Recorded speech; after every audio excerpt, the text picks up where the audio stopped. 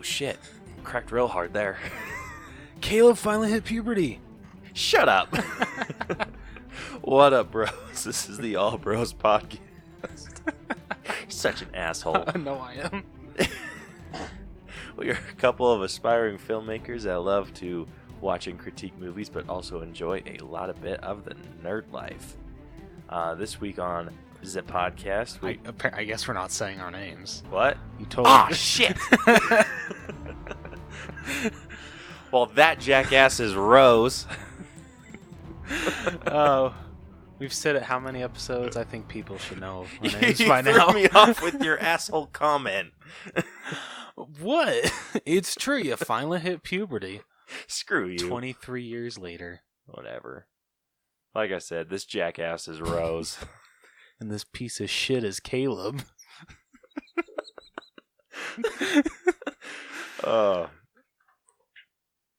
I don't know where to start now. I'm not doing the intro again. Whatever. This week on the podcast, in Adventures in Hunting, we got some new pop figures. We got quite a few new lines.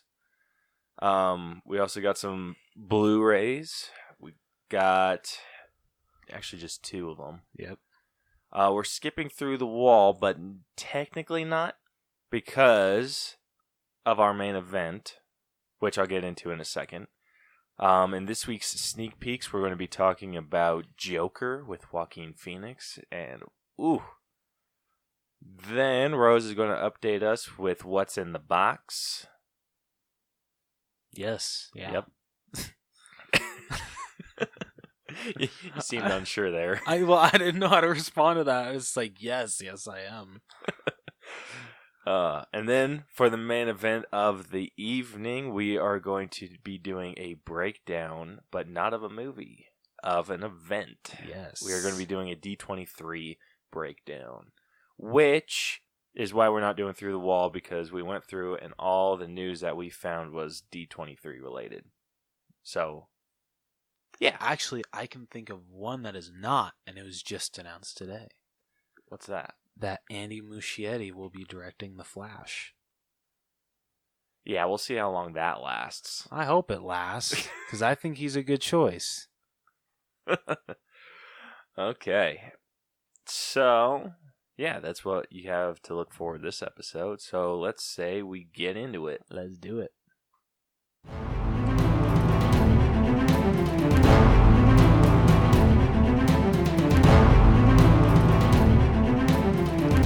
Alright, first off in Adventures in Hunting, we got some new pop lines. So the first one that we're going to talk about is the Dragon Ball Z line.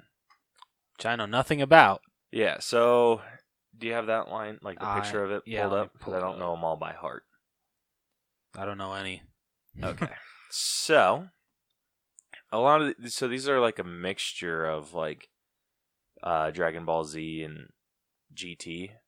So the first one is a Goku in a blue gi from Dragon Ball GT. I'm pretty sure this is like the adult Goku. The next one is from Dragon Ball Z, and this is Vegeta in his training room, and he has like a reddish hue to him. That one actually looks pretty cool. It does. It's very like you could probably do like no Photoshop and like put him in like a training simulator looking thing for a picture, and I think that'd be pretty badass. It would. I agree. Next we got a Piccolo with one arm, which I believe is from Dragon Ball Z as well. Next we got like a Mecha Frieza, which is pretty cool. It just has like all of the mech parts, which are from Dragon Ball Z. Actually, looking at these are all from Dragon Ball Z except for that Goku. Okay, so I don't know the names of these like attacks, but the next one is Krillin, and he's throwing some like laser disc looking thing. I think this is a really cool That one looks cool as well. Yeah, I like when they're kind of off-centered. I have a feeling this one's going to be hard to balance if you take it out of the box. Yeah, I agree. Just because it looks Let's just lopsided. pray he comes with a stand. It'll probably come with a stand, yeah. The next one that we got is Future Trunks with the sword. I was going to say with the Z sword, but I know that's not right. But yeah, he has a... Actually, is it? No. I'm going to say no. But I feel like I'm going to get my head bitten off by some Dragon Ball fans. So he's just holding a sword, just kind of... I feel like this one's going to get customized for Link. Yeah, I could see that. Just like the position that he's in. I mean, if they can pull it off, bravo to them. That would look really cool as a custom. Yeah. Okay, the next one we got is Bulma. And this is kind of like with her fro-looking hairdo. Kind of a weird one. Just a little bit. Yeah. And then the last one that we got is Android 16. Which is like a really cool looking android. That hairstyle. Yeah, right. He was like my favorite character to play as in one of the games. I forget which game it was. I'm pretty sure it was Budokai. It's because of his hair, isn't it? It was totally because of his hair. Hawkeye's got nothing on him. Let's see where this other one is. All right, the next line that we got is from Gladiator. So we got 4 figures. So I don't remember the character's name from Gladiator. I've never seen Gladiator. You've never seen Gladiator? Nope. It's pretty good. I've heard. Yeah, so we got a Funko Shop exclusive, which is of him in like his skull helmet. Maximus, that's his name. Is it the coolest one? That is the Funko Shop one? Yes. Of course it is. Of course. Yeah, so with him in the helmet holding a shield, the Maximus one, that's the Funko Shop exclusive. The common is Maximus kind of in his like "Are you not entertained?" pose. Okay. I know that. Yeah. Something. The FYE exclusive, he's more in his like military garb, like it's very like red and everything. Where as Maximus, he's in like a blue. Okay. And then I don't know how to pronounce his name. Commodus, Joaquin Phoenix's character, in his black armor, and he just has his thumbs down, which is what he would do to say like. Basically, like, execute them. Freaking awesome. The next line that we got, if I can find it, is the Tombstone line. Alright, so the first one that we got is the Doc Holliday Common. Have you seen Tombstone? Nope. You haven't? No. That's a good one, too. It's kind of sad I don't know any of these pop lines. Yeah, that's true, huh? Yeah, so we got Doc Holliday, and who's played by Val Kilmer. Okay. Freaking awesome. Just real basic. He has like a really long coat over him, and he's holding a rifle. Then we got Wyatt Earp, which is badass. We got Virgil Earp, and then we got Morgan Earp. All of them are like really badass looking figures. And then we got a Walmart exclusive Doc Holliday where he's holding 2 pistols. And then he's not wearing like a jacket, just in his suspenders and his undershirt. And then there's a Target exclusive where he's holding like a cup. And that's my dad's a big fan of Tombstone. Yeah. And I want to get him that Target exclusive. Because that's from like his favorite scene too. Oh. Where there's this guy that is like beating the shit out of someone. Yeah. And so Wyatt and everyone comes out and is like ready to blow this dude's head off. And basically like is just like, oh, told like, hey, you're alone. And then Doc Holliday comes and he's an alcoholic. Like even by Western time standards. Really? Yeah. Damn. So he's just like constantly like just drunk.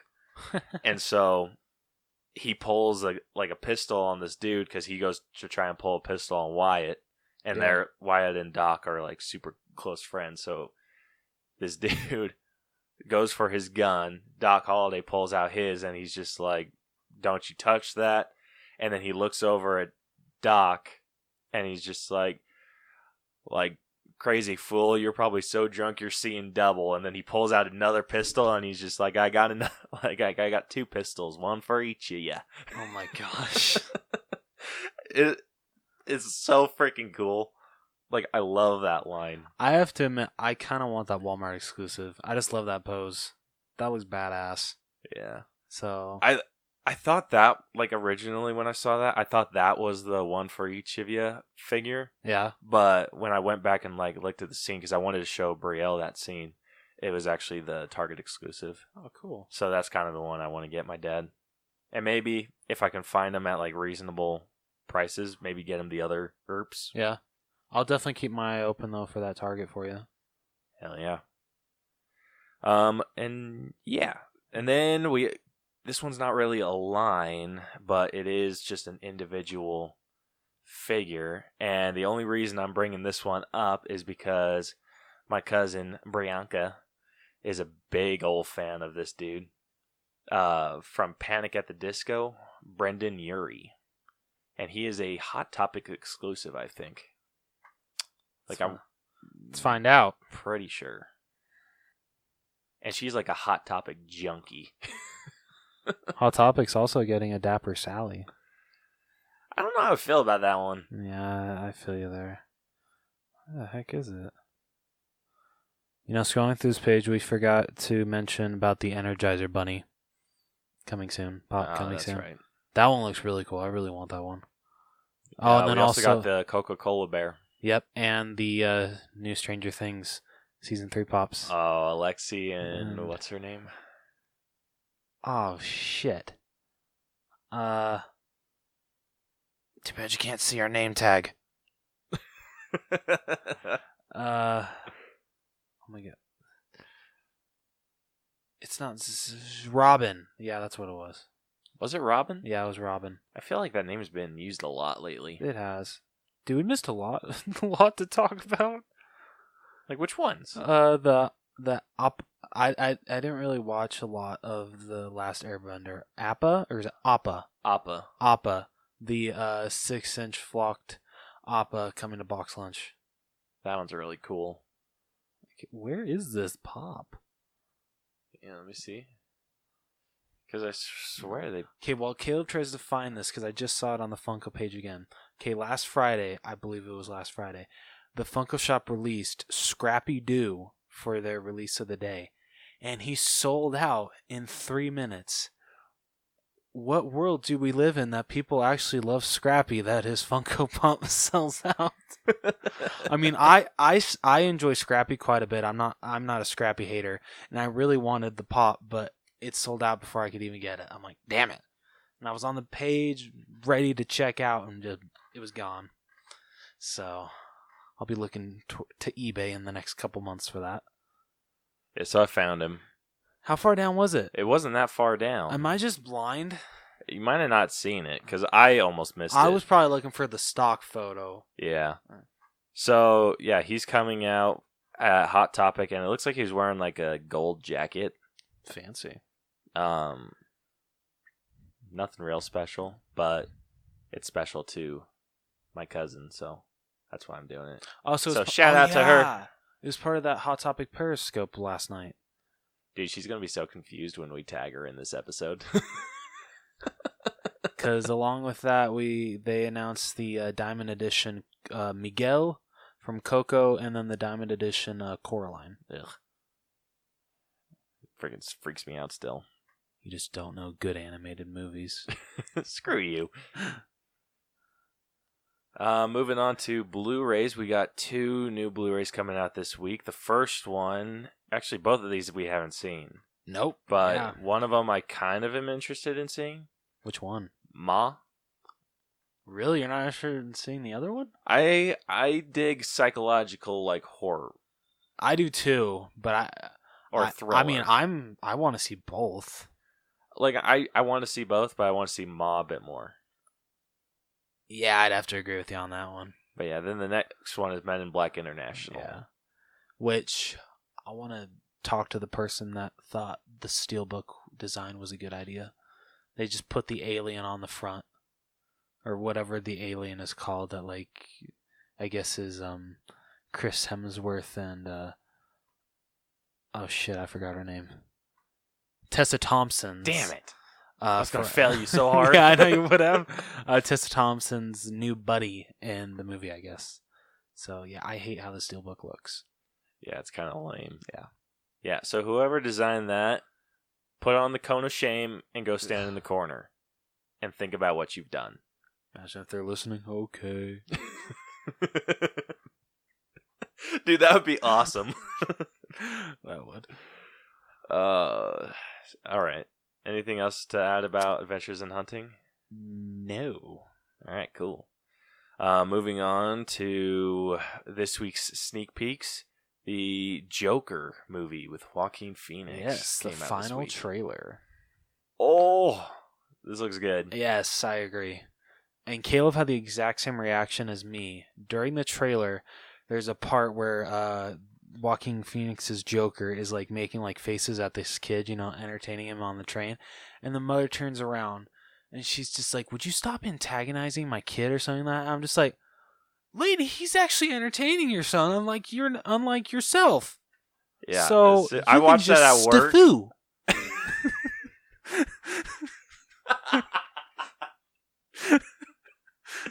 Oh my gosh, I wish we were recording so people could see what you just did. That was awesome. I didn't think it was that funny. It's just the way, like, you stiff. Oh shit. Yeah, like I watched that in my work truck today, or yesterday. Yeah, yesterday. Yeah. And when I saw that scene, I was just like, "Bitch." Like, what the hell? Like, I've made faces at kids before and no one says shit. Yeah. Like, the parents usually smile back at me and they're just like, "Oh, that's cute." Because they think I'm just being goofy. Like, no one's like, "Quit antagonizing my kid." Excuse the hell out of me for trying to be nice. Yeah, I'd probably cuss at them and be like, "You know what, screw you." Even though that's not cussing, I'd say something a lot meaner, but we are a strictly PG-13. Even though we get one for PG-13, one F word. Yeah. Yeah, we don't roll like that.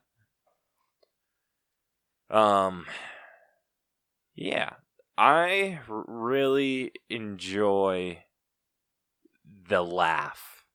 The laugh is like very important for a Joker. Yes, and Joaquin Phoenix freaking nails it. Yeah.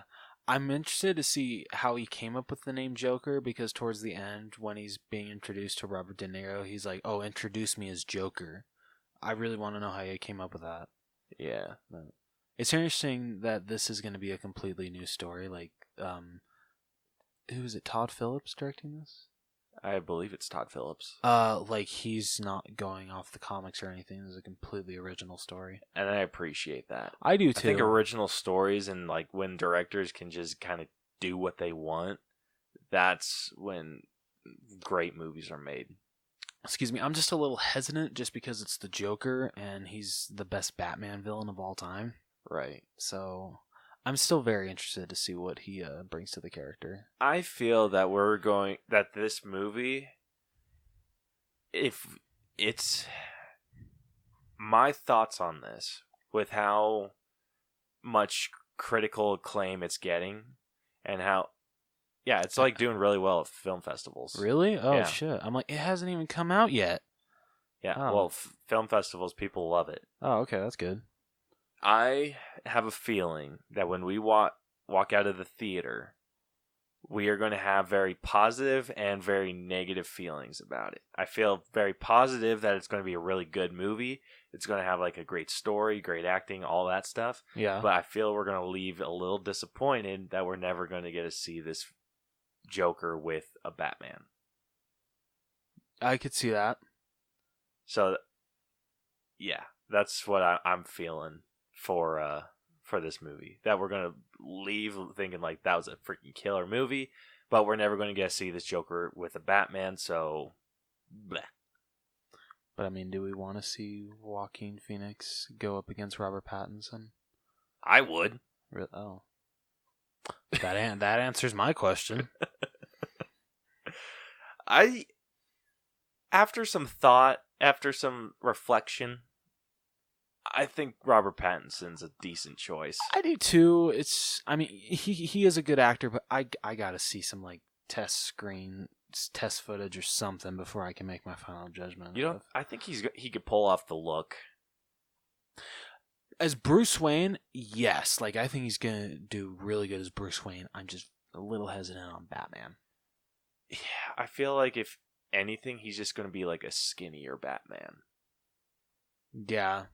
So I think he's going to have more like, maybe an Adam West-ish look. Maybe a more fit Adam West-ish look. Just not the same costume, please. Yeah, not the same costume, obviously. Oh, he doesn't want to get ripped as Ben Affleck?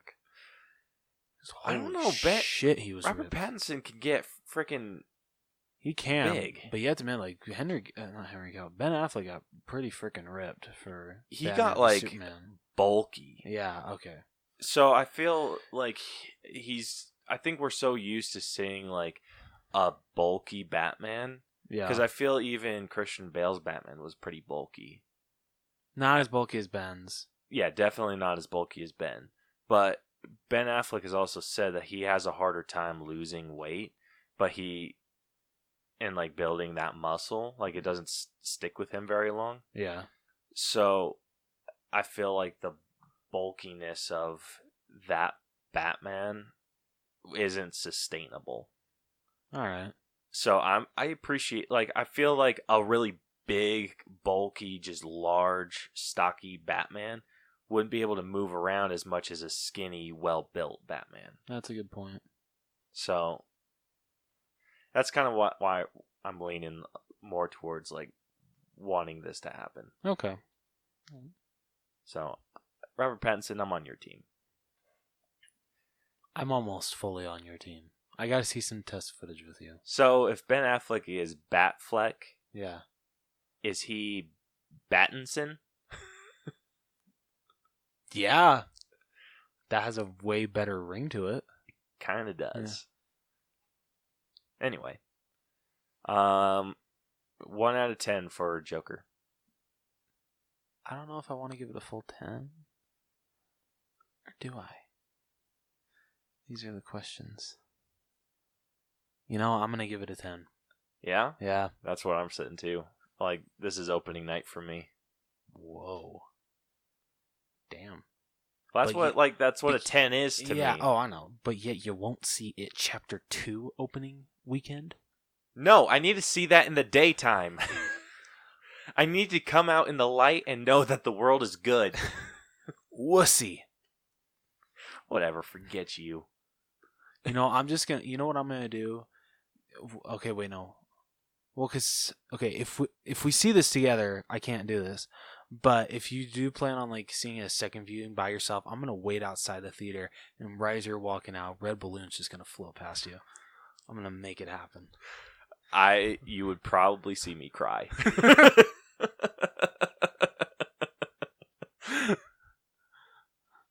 Oh, I would be out of commission for a while. Oh, shit. All right. We got anything else for this week's sneak peeks that you want to discuss? No, one that we didn't talk about a couple weeks ago was the new trailer for the Addams Family. Forgot to talk about that. True. Yeah. I'm actually really excited for this movie. Like, considering how much I love the Addams Family, I'm actually more excited for this than Joker. I'm not. I grew up with the Addams Family. So. I did too. Oh, but I okay. grew up with the show and the movies. I never really watched the show. I only grew up with the movies. Yeah, I was raised on the show because those were on TV Land all the time. Yeah, I didn't watch the first one a lot. The second one was my crap. Like that's what it was. Yeah, the shows that I was like raised on were obviously like children's shows, and when whatever Did you watch was Munsters, no, just as good as the Addams Family. Sorry. Yeah, so yeah, children's shows, and then when it wasn't children's shows, it was TV Land. And I actually preferred watching this shit on TV Land. Like I would watch Batman or Batman and Robin, The Incredible Hulk, Swamp Thing every once in a while, and then Addams Family. All like super great shows. I actually still watch The Incredible Hulk. Oh yeah, that's because you're the biggest Hulk fan I've ever met. Damn right. This poor guy was not able to grow up with SpongeBob, Jimmy Neutron, the Fairly I could watch Odd Jimmy Neutron. Oh, okay. Okay, so it was just SpongeBob and the Fairly Odd Parents and a lot of other ones. The Proud Family? No, my mom did not like the animation style on that one. Okay, you know what? Honestly, that's kind of understandable because even looking back at some of the episodes, I'm like, okay, this is a children's show. Yeah, I think it was the dad. The dad was very scary looking. That's fair. Yeah, so yeah, Proud Family. She didn't like the animation style. Gotta love Oscar Proud. Come on, gotta love Oscar Proud. Yeah, and then there's a few others that we couldn't watch just because my mom didn't want us to. It's okay. And you some of them I was alright with. You can watch them now. That's all that matters. Yeah, but I don't want to. Like I don't have no interest in watching Proud Family. That's actually a really good cartoon, though. I've heard it is, but I don't know. So when Disney Channel was actually still good. I might have to give it a shot if I can find it on Hulu or Netflix. If anything, watch the movie. The movie? Yeah, the Proud Family movie. Okay, I could watch do that. The movie. I could do that. Okay. Talked him into something. Yes. All right, moving on to what's in the box. That's my cue, and I already blew it. Gosh damn it, Rose. Sorry, I was focused on the Addams Family. We didn't really even talk about the trailer. Yeah, we didn't. We just talked to that. We're excited about it. Good trailer, in my opinion. I thought the funny tease at the end with Cousin It was really cool. I freaking love Cousin It. And then Wednesday making a huge deal about bringing the frog to life. That was great. All right, so this past weekend, we had Angel Has Fallen at number 1. That brought in $21 million. We had Good Boys debut coming in at number 2. That brought in $11 million. Overcomer. I don't know that movie. Overcomer? Yeah. I haven't heard of that movie. I haven't either. Oh shit, I lost it. My thumb swiped left. That brought in $8 million. Number 4, we got Hobbs and Shaw, which broasted, brought in $8 million. And then in 5th place, we got The Lion King, which brought in another $8 million. Bloody hell. I know. Let me see. Dude, I don't know if it was just me, but I would have sworn up and down that Angel Has Fallen had already come out. That's fair. Like, I thought it was... What movie am I thinking of? I don't know. Because I feel like this wasn't... This one's with Morgan Freeman in it, isn't it? Yep. Wasn't he in one like this already? He was in the other 2, the previous 2. But I haven't seen Morgan Freeman in a movie in quite a while. Huh. I think actually the last movie I saw him in was Going in Style. Really? Yeah. Did you see that movie? I want to say I sent you the code. You did. That. I have not watched it yet. It's fun. Like, it's so cool seeing Michael Caine, Alan Arkin, Morgan Freeman rob a bank together. it's a fun movie. Those three make the movie fun. Cool. So we need to decide. I kind of want to do Ready or Not for next week. Yeah, I'm down.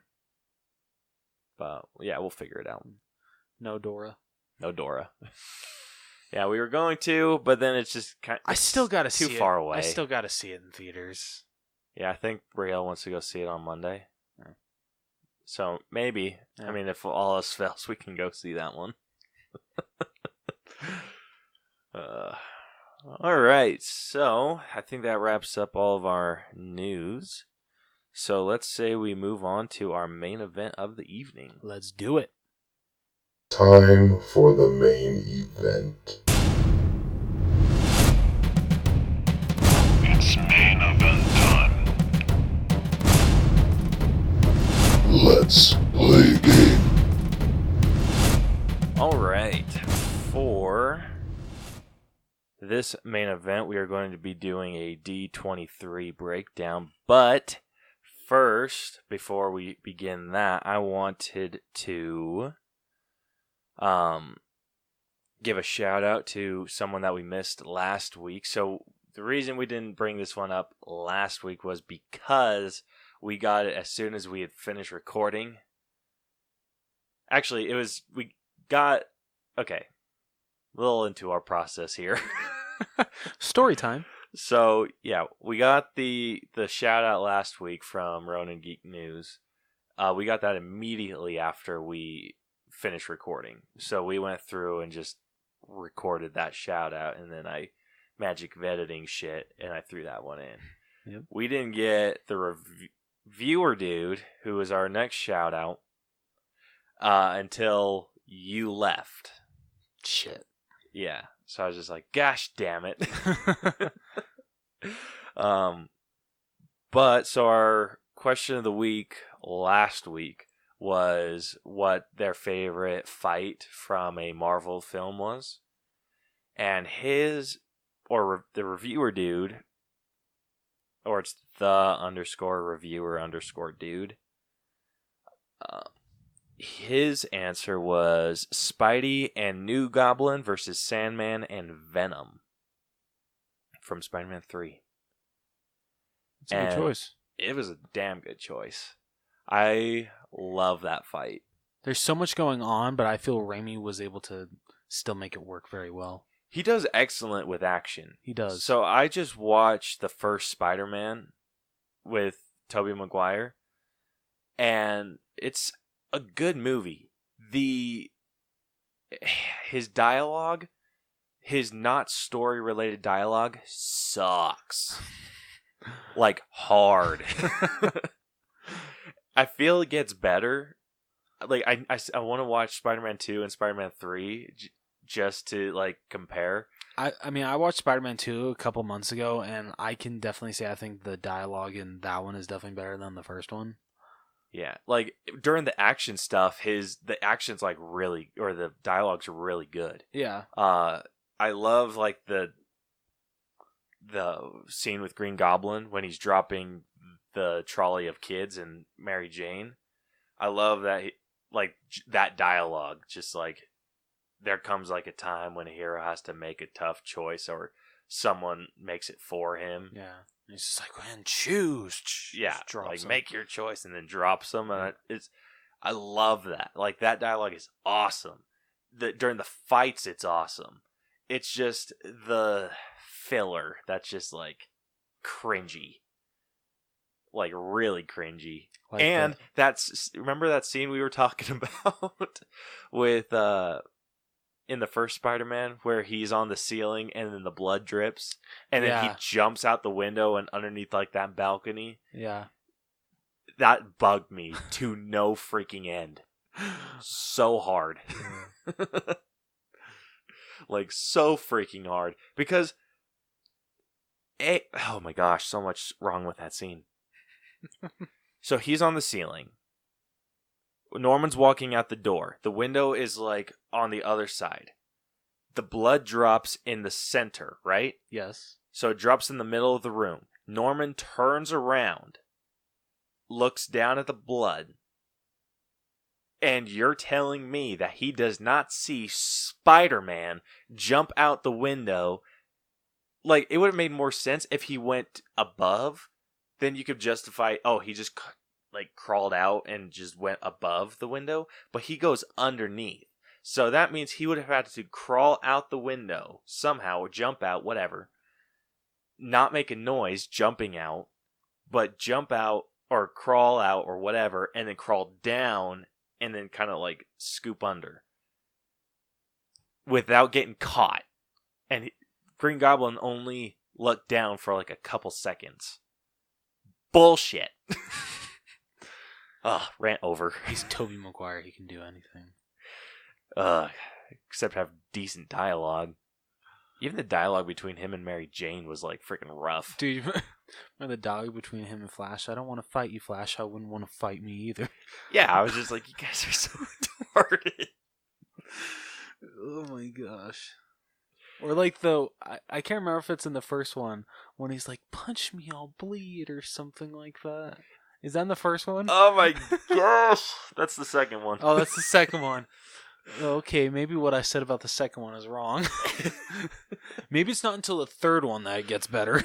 Dude, in the first one with Flash, like she's having this, like, gosh, this just turned into a Spider-Man rant. In the first one, when he's having this back and forth chat, also want to make note, the abusive home life that Mary Jane has, completely pointless. Yeah, like literally they just show her like yelling at her dad and walking out and like, yeah, just storming out and that's it. Yeah, like, it doesn't add any, like, I think he wrote that to add depth that wasn't there to Mary Jane. Anyway, she's out there and she's like ready to rip Peter's head off. Like when she comes out and she's like, were you listening to all that? And he's just like, what? No, I was just taking out the garbage. And I'm like, shit. Like, you ornery bitch. Like half the neighborhood heard. So you're getting mad at the one guy that's next door? Anyway, they're having like this heart-to-heart back and forth. And then Flash comes out of nowhere. And it's just like, hey, come check out my new birthday present. And then she, like, walks...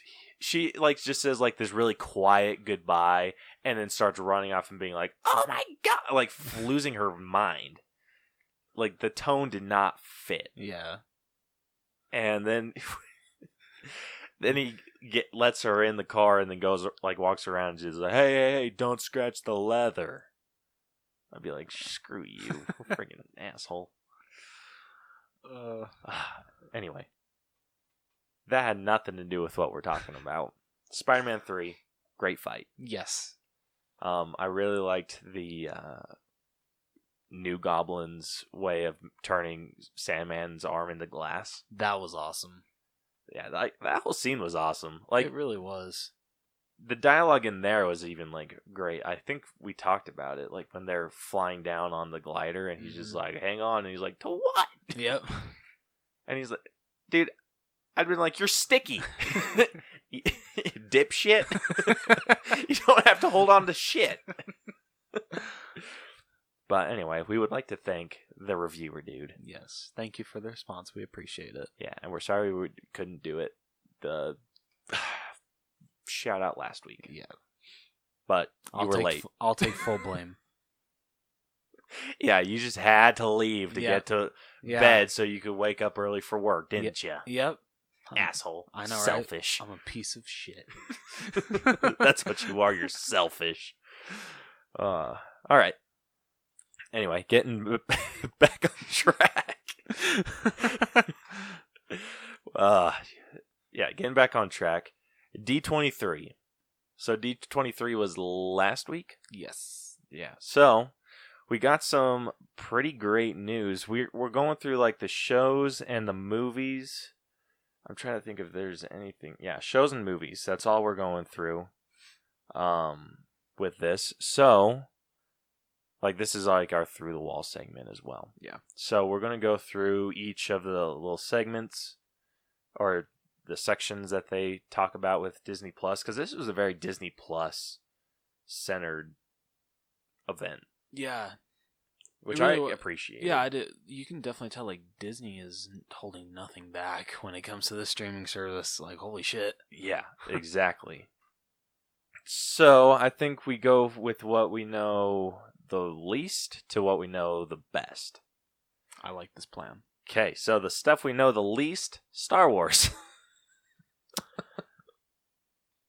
I might know more about Star Wars actually than like some of the Marvel stuff.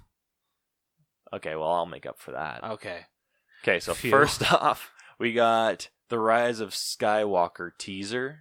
Oh my gosh. Oh my hell. I cannot wait for this movie. I liked how it opened up with like an intro through all the movies. That was so awesome. And it went in like chronological order. Not Yes. chronological to us. Yeah, I was gonna say no. It didn't go. It didn't go in order because they started with 4 through 6 and then went to 1 to 3. So what did they call that? Like the real life chronological order? Sure, let's go with that. Release order? Sure, let's go with that. Okay. Yeah, so they went through like the release order, which was awesome. And then we got just like little bits of new footage. Yep. We got a little bit of C-3PO with red eyes. Yeah, What's up with him and red shit? I don't know. Like, he doesn't have that red arm anymore. Yeah, they didn't explain that at all. So now he has red eyes. I mean, I don't know. I don't understand what Star Wars is doing. I feel like there's some people that could explain this a little bit better. How much you want to bet they explain it in like a comic book or like a book that this is why C-3PO has a red arm? Yeah. So I'm interested in listening to... I haven't listened to it yet. But the Fortress of Nerditude, the day that we're recording, it came out today. And I heard that they were talking about... I listened to like a majority of it, and then they said that they were talking about D23, and I knew that we were doing this one, and I was just like, shit! Because I wanted to listen, but... Because he's like way more knowledgeable on Star Wars than us. Yeah, if I brought my coworker JC onto the show, yeah, he could literally school us with anything Star Wars. Dude, why... We need people. Because we're very Marvel-centric in our knowledge. Yeah. Like Marvel, and horror. Pixar, horror. Everything else we're just kind of like not as knowledgeable. Yeah. Like I think we're above like an average consumer. Like, he gives me so much shit when I say that Episode 7 is my favorite Star Wars movie. Episode 7? That's the Force Awakens. Oh. Yeah. Don't worry, it's not The Last Jedi. I was thinking Piece of shit movie. I was thinking for some reason Empire Strikes Back. I was just like, why would he give you shit about that? But nope, I'm just dumb. Yeah. So the trailer was badass. It was, and I thought it was awesome that after as it's finishing up showing all these clips, the speech from Luke from the first trailer comes in, and it fits perfectly, I think. So I thought that was really cool. Wait, from the what? Like from the first trailer, you know, like when he's like, "We passed on all that we know." Oh, that's right. 1,000 generations live in you now. Yeah. Then we get to see the coolest ending of all time. But we also got something cool towards the middle. Rey throwing her lightsaber. Oh shit, that was freaking badass too. How the hell did she learn how to do that? I know. How did she pick up on Jedi shit so fast? I have a theory, and it kind of ties into what we saw at the very end. Okay, what's that? So, like, first off, the very end, we get to see, like, a dark Rey. Do you hear that Disney already spoiled that? What do you mean? Like, okay, never mind, I'm not going to say anything. Disney kind of, like, put their foot in their mouth and kind of spoiled that. Okay, spoiler alert for, like, the next... How long do you think this is going to take? Like, let's say a minute. A minute? Okay, Yeah. so skip ahead a minute if you don't want to hear this shit. Basically, that doesn't actually happen in the movie. That was like a forced stream. Rey does not like go over to the dark side. It's a what? Like a forced stream.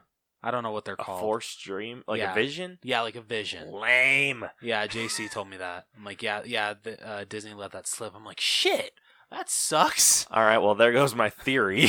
Oh, really? Yeah. So I mean, I can't confirm. I'm pretty sure that, that's what's happening. Okay. So, spoiler alerts free now, I guess. You probably listen to it, so Yeah. I don't know why we do that. Anyway, so, damn, that really jacks up my theory. Okay, I still want to hear the theory. Okay, so my theory was that this wasn't... I thought this was like a clone of Rey. Like, I thought that they, like, the First Order found a child, or just got a child, and found, like, that they were very strong in the Force. Yeah. Went to go and claim this child, and then maybe Darth Sidious was just like, hey, I built a clone army. Why can't I build a clone army of people that are strong in the Force? And then, like, creates, like, an army of, like, very strong Force users. Or maybe he's, like, testing it out, and then one of them is Rey, like the original, that gets, like, kind of abandoned. And then the other one kind of gets raised up to become, like, a Sith. That was my theory, but obviously it doesn't work anymore. I think that'd be kind of interesting. I don't know if Disney would actually go for it. I think it'd be cool. It would be cool. Like, if you saw a child that, like, that's what I would do. Like, if I built... You'd teach No, if them I the built dark an side. army... No, if I was Darth Sidious, and I built... and I had an army commissioned, Yeah. and they worked really well. I mean, obviously they can't aim worth a damn. But if I had an army commissioned, and they were all, like, exactly the same, had the same skill sets and everything... Yeah. I would want to test that out with something or with someone that's strong in the Force. I'd be like, if this person's that strong in the Force, maybe I can clone that and build, like, an army of Sith. I can just imagine, like, if, like, this really was in the movie and Kylo Ren sees Rey do that with her lightsaber, he'd be like, I got freaking shipped with mine. This is bullshit. Dude, could you imagine, like, she opens up, like, the double, big deal, and then she flips it, and he's like, fuck. Oh, that'd be great. Oh, shit. That'd be awesome. Anything else about this trailer? No, I'm freaking stoked for this movie. I am too. Like, I usually... J.J. am not. Abrams will get the nasty taste of Brian Johnson out of my mouth. So that's what I'm looking Good forward luck to. with that. I trust Abrams.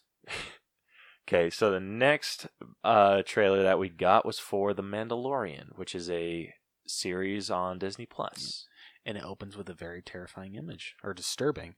You know, clone trooper heads on spears. Yep. Yeah, that was quite an opening. I appreciate that abrupt opening. I do too. I don't know who this bounty hunter is supposed to be. I have no idea. Like, do they not explain that at all? No, because, like, literally the only line that's spoken in the trailer is it's a tough business being a bounty hunter. Wouldn't you agree? Isn't that what they say? I think that's what they say. Yeah. The imagery looks really cool. It does. Like, just, I mean, I'll watch this show just for the imagery alone. Imagery alone. I will too. Because, I mean, why not? Yeah, exactly. Like, I'm gonna own Disney Plus anyway, Yeah, so might as well. I just feel like there's, like, so much that I have to watch. Like, I'm, like, not even gonna, like, touch, like, Netflix or Hulu, it seems, for, like, months. I don't know about that. Because Really? a lot of these shows are only going to be, like, few episodes. Like, I think... Yeah, but aren't they, Like, most of them are going to be, like, 6 to 8 episodes. Yeah, but doesn't that usually mean they're, like, an hour long, though? I think they're usually about... I'm trying to think of, like... Because usually when people do that, that means that they're each an hour long. Because if they're only 30 minutes, they usually do between, like, sometimes, like, 15 to 22. Right. So, I know that, like, with the show Supernatural, Yeah. those are about an hour long, like a TV hour. So maybe like 45, 50 minutes. Yeah. So those ones have like up into the 20s per season. Damn. Yeah. So with these, I think they're only going to be six to 8 episodes, and I'm guessing about an hour each. Yeah, because I mean that's what Stranger Things did. Yeah, like Stranger about Things, 8 episodes per season, and they're about an hour. And Stranger Things isn't a hard thing to binge. No, it's not. So I don't it's think so any damn of these good. shows are going to be very hard to binge either. No, I completely agree. I'm curious as whether or not The Mandalorian is going to be easy to binge, or is this coming out week by week? Yeah, see, that's the thing. I don't know, like, how Disney's doing this. Like, are they doing it with Netflix? Like, when they do an original TV series, they release all the episodes at once? Or are they doing it to where, like, they release a new episode week by week? I don't know how I feel about week by week.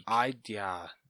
I'm sorry, if there's a show I'm excited for, the reason why I get streaming is so I can watch it back to back. I mean, because that's the same thing with Hulu, Netflix, Amazon, really anything you get streaming, you get it so you don't have to wait another week to find out what happens. Yeah, that's the issue I have with like the CW. That's why I have, or like those shows like Arrow and Flash. I haven't been keeping up with them because I'm kind of just waiting for them to end. Yeah, that's and fair. then that way I can just kind of binge my way through them all. Yeah, no. And I feel like I don't want that to happen with these shows. Like No, I kind of want them all at one time. And I mean, unless Mandalorian is supposed to be an ongoing, like I understand like if they wanted to do that with this show, The Mandalorian specifically. Yeah. Because maybe they wanted to like keep it going for an extended period of time, maybe past 6 or 8 episodes. But then, like some of the other shows, like WandaVision or Falcon and the Winter Soldier, I want those out at one time. Yes, I completely agree. Same thing with Hawkeye, even though that's a ways away. Yeah, this is a long ways away. Don't remind me. So yeah, The Mandalorian looks great. It does. Definitely going to be something that I watch. Hopefully, I can binge it. Yeah, because it's hard for me to want to come back to a show like week after week. Yeah, I got other shit to do. Yeah, I feel you there. And then the last bit of Star Wars news that we got is probably the best. Ewan McGregor is reprising his role as Obi-Wan, and he is coming back for his own show on Disney Plus. Yes. Hell yes. So this is supposed to be between episode 3 and episode 4. I feel that makes the most sense if you're doing an Obi-Wan Kenobi, either movie or TV series. I don't know what point, but I feel you could do like any point. You could. Like there's some things that I don't know what they're gonna do. Like, do you think he's gonna meet Darth Maul? Or do you think he's going to like have a run-in with Vader? Wait, meet Darth Maul? Yeah. Remember, he's alive in Solo. Oh, yeah, sorry. Like, do you sorry, think for a second, I thought like he died in episode 1 still. I'm like, Caleb, like... I know enough to get through with that. Apparently you know more than me. So, like, I think that'd be really cool if he That runs would into be. Darth Maul. Oh, wait. No, that would work, wouldn't it? I think it would. Then he could run into Vader, too. I mean, I wouldn't say for very long. Because he still calls... I think there's, like, a point where, like, that they could use with this. And I want anyone who's, like, a big Star Wars fan to correct me if I'm wrong. You need to get your friend to listen to this one. Okay, to correct us. Okay. But I think that there's a point, like there's a story behind when Obi-Wan has faith in Anakin, that he's still like inside Vader, versus like in episode 4, because he keeps calling.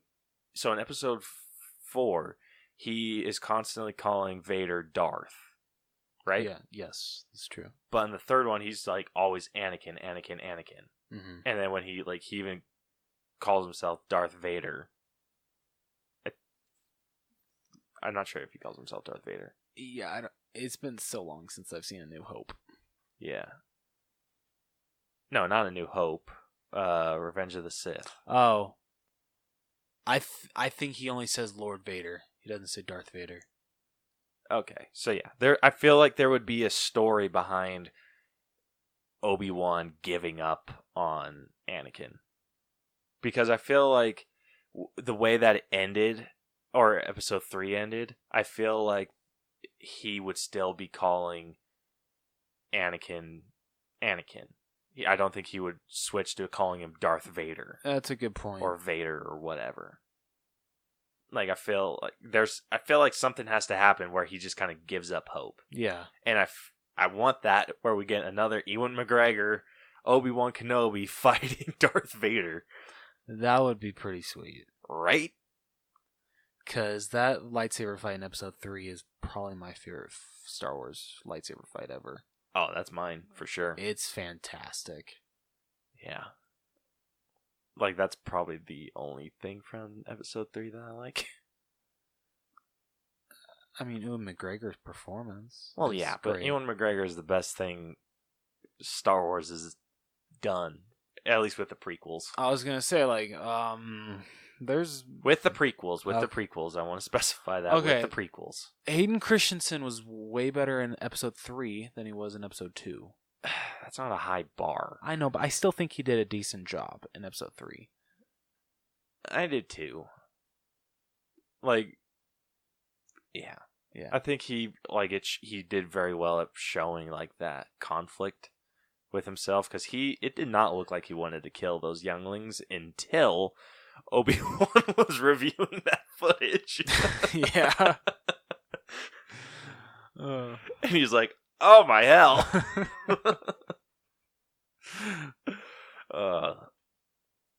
So, yeah, I want to see an interaction between Vader and Obi-Wan. I do too. Like, just one more. Like, then you can have that long gap of time, and then it would make sense for Darth Vader to just be like, "Oh, I'm feeling something that I haven't felt for a long time." Yeah. Like that person. Because you still need, like, a significant amount of time. True. Like, I'm saying anything over 15 years. You just imagine Ewan McGregor with gray hair. Oh, it'd be freaking awesome. Then he'd start looking like Obi-Wan from Episode 4. I can't remember what part they took from Infinity War, but someone posted when Disney announced that Ewan McGregor's coming back as Obi-Wan, but then they say Tom Holland's leaving the MCU. Someone posted a soul for a soul or something like that. I'm like, I should not laugh at this. I should be crying. Dude, I wanted to cry. So that covers everything with Star Wars. Moving on to Disney. So all the Disney shows. The first one that I think we should talk about is Cruella. This is Emma Stone playing Cruella, right? Emma Stone is playing Cruella, and I love it. I am too. I'm down for this. I am so down. I don't know if I love the costume. I can dig it. I can somewhat. I don't know. I kind of wish it would be a little different. I mean, to me, like, the perfect Cruella costume was like what Glenn Close wore.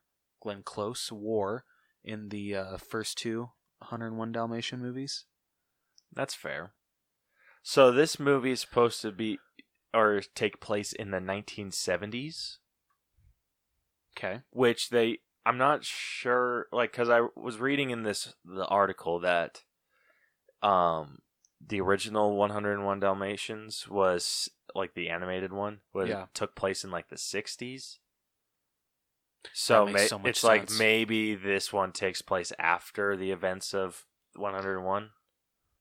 Like the animated one. But if I'm they like, they gotta, like, age Emma Stone like crazy, because she does look young. Yeah. Because So, even in animation, Cruella does not look as young as Emma Stone. No. Unless she's just horribly disfigured. Yeah. So the director for this show will be Craig Gillespie, Gillespie, or Gillespie. That looks like Gillespie to me. Gillespie? Gillespie. Yeah. Yeah. She said. Yeah. So he is, or his one of the things that he's known for is I, Tonya. Still need to see that. It's a pretty good It is. movie. It's really messed up, Yeah. but it's really good. Is Margot Robbie top notch in that movie? Oh, top notch. Okay. Good. And then, Allison Janney. Oh yeah, I heard she was amazing in that movie. Oh, I loved her in it. I love everything she does. That's true. That woman can do no wrong. Yep. This show is also set to star Emma Thompson, and they did not announce her role, but people are assuming that she is going to play Cruella's mother. Ooh. Yeah, interesting dynamic there. Because Emma Thompson can pull off Witch, so I'd be interested to see Nanny that. McPhee. Yeah, that's true. And P.L. Travers in Saving Mr. Banks. Yep. So, I'm excited for that. If that is what she's cast as. Yeah. So the image that they released of Emma Stone, she has 3 Dalmatians on a leash. Yeah. So maybe this is how she grows to hate Dalmatians, maybe? Could be. It could be an origin story for Cruella. Yeah. It could be a continuation. We just don't know. I'm excited to see where this what more comes from this. Yeah. Weren't there 2 guys in the back? Yeah, so those were her henchmen. So are those supposed to be, what's his name? It's Jasper and something. Yep, it's those 2 guys. Yes, I love those 2. Yeah, so that's why people are thinking that maybe it's after 101. Okay. They better, deliver as good as,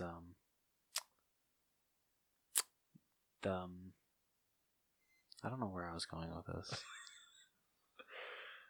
So this show is set to release May 28, 2021. And so, is it just me, or does it seem really early to get images like that? It is, considering Hawkeye comes out the same year, right? 2021? Yeah. I'm not sure what the release date for that one is. I think that's the same year, or the same, and yeah, we haven't even seen any pictures of that. That's odd. Horace and Jasper. Yeah. Especially in the sequel, I love those 2. You've seen 101 Dalmatians too, right? Yes. Okay. Yeah, so that's everything that we got on Cruella. Really excited. I love Emma Stone. I do too. I love Emma Thompson. Yeah. I'm interested now to see. I got to look at who the other 2 guys are in the image as well, because I hope, because Horace and Jasper are 2 of my favorite villains in Disney lore, so I'm really hoping that they can deliver on them. I can actually find out. Oh, well.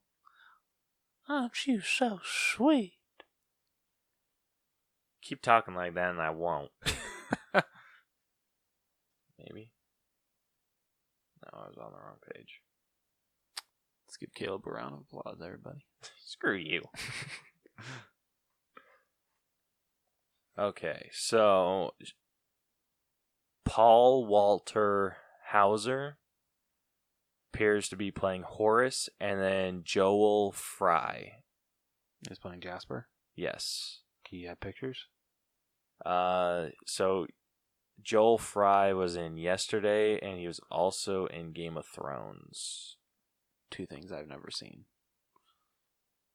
Still boggles my mind that you haven't seen Game of Thrones? Yeah. Not my thing. So Paul Walter Hauser. So he was in I, Tonya. Oh. Yeah. So he's just kind of like a big old, like a huskier guy. Okay, so is he playing horse? Yeah. Okay. All right, I could see that. Okay, and then Joel Fry. Kind of a younger dude. I don't remember him from Game of Thrones, though.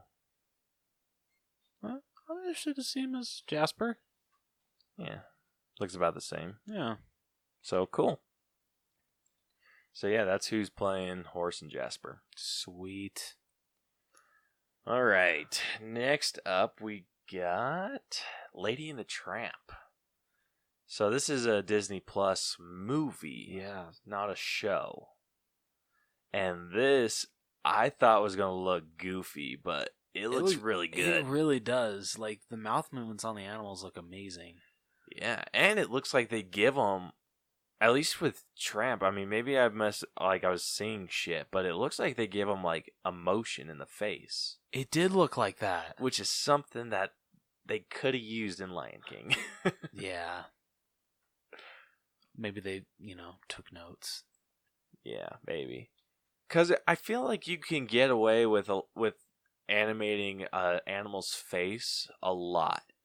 You can. I agree. Like, I feel like with Lion King, they were trying not to. They were trying to go with realistic movement. Literally just move the mouth. Yeah, and then with this, they kind of like movement with the eyes and everything. And the eyes are like really important. Yes, I completely agree. So I really, really liked this trailer. I did too. It's very heartwarming. It gave me the same kind of feeling that I got watching the Lady and the Tramp. Original. Yeah, absolutely same. Like, after I finished this trailer, I'm like, damn, that looks really good. Like, I expected to kind of just finish this trailer and just be like, but no, I'm pretty excited for this. Yeah, like with everything that we saw, this could have easily been released in theaters. Oh, hands down. And kind of a ballsy move for Disney to do Lady and the Tramp and release it on a streaming service. Yeah, considering this will be their first live action movie that's not released in theaters. Or Yeah. live action remake. Right. That's what I meant. And I'm not upset about it at all. I'm not either.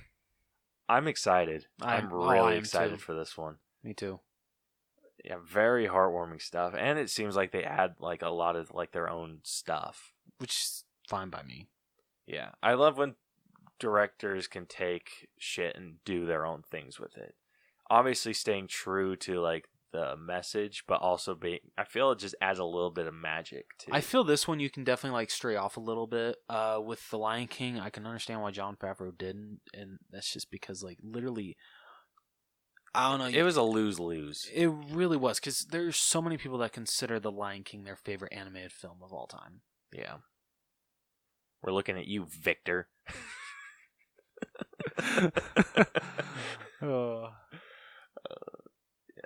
So next up we got a trailer for a Christmas movie called Noel, starring Anna Kendrick and Bill Hader. I am so excited for this. This looks really fun. It really does. I love Christmas movies, and especially this kind of Christmas movie.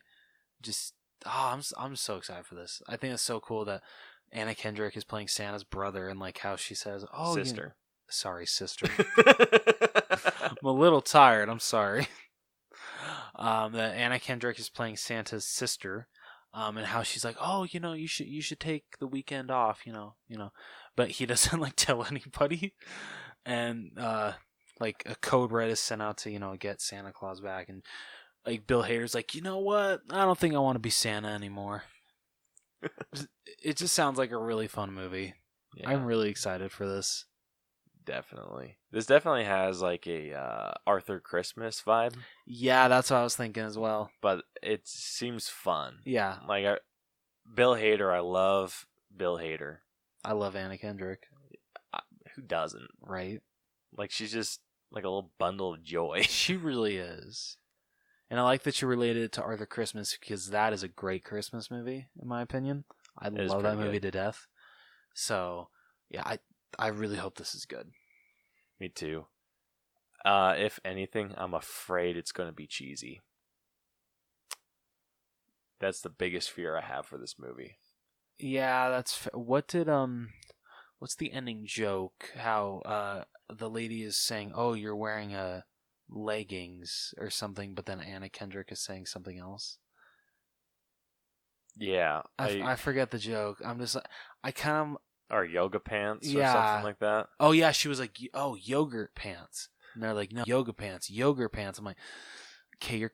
The joke went on too long. Yeah. Yeah, I agree. So that's the joke that actually made me afraid that this is going to Yeah. be cheesy. I was on board until they kept stretching that out.